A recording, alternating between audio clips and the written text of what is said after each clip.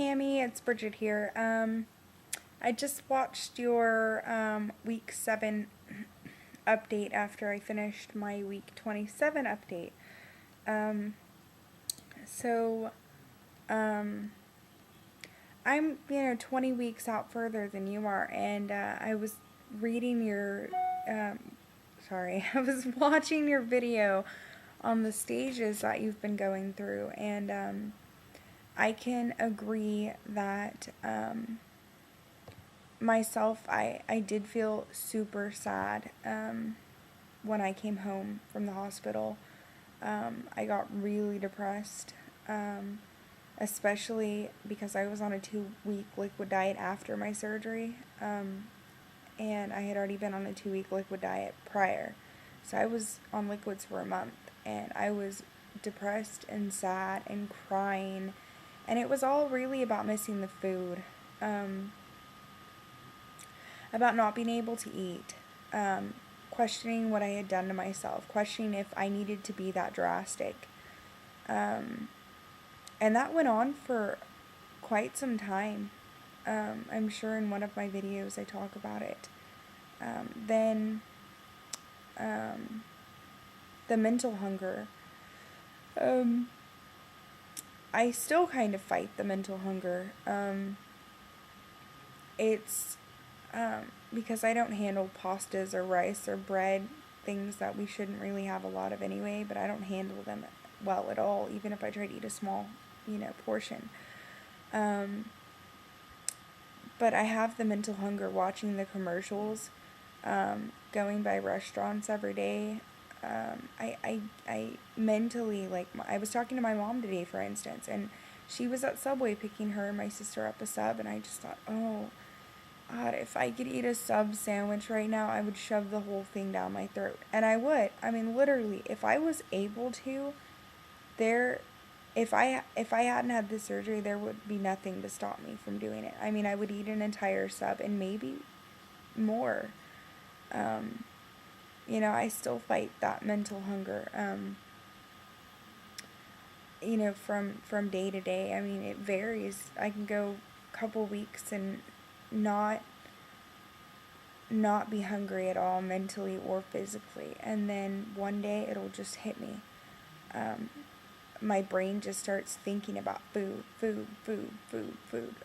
all kinds, and I go nuts. And then talking about lost, I don't know if I was ever really lost. I'd have to think on that a little while. Irritable, I can say being 27 weeks out, I am still irritable, bad. I am horrible. Excuse me. Driving down the road, going to the grocery store, I'm not so bad with my kids and husband. I've learned to control it at home. But when I'm in public, I get angry, and I get angry fast. And I'm not one to do that. Like today I was out somewhere and I was waiting in a line, and then they told us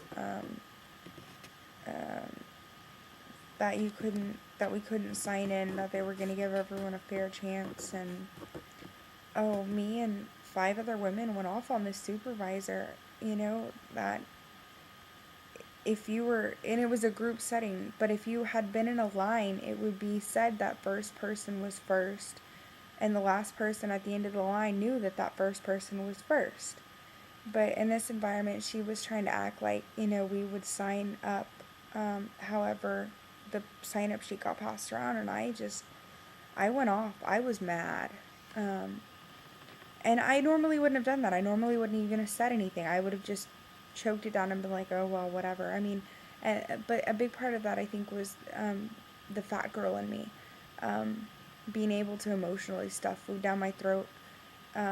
Also not wanting to make a scene so people looked at me even more than they already were. But now I don't care. If you say something to offend me or do something I don't like, I don't really have a problem stating my mind, and it's gonna get me into trouble, I think. because it's gotten pretty bad, but thankfully I've learned to control it here at home, because there for a while it was getting pretty rocky around here.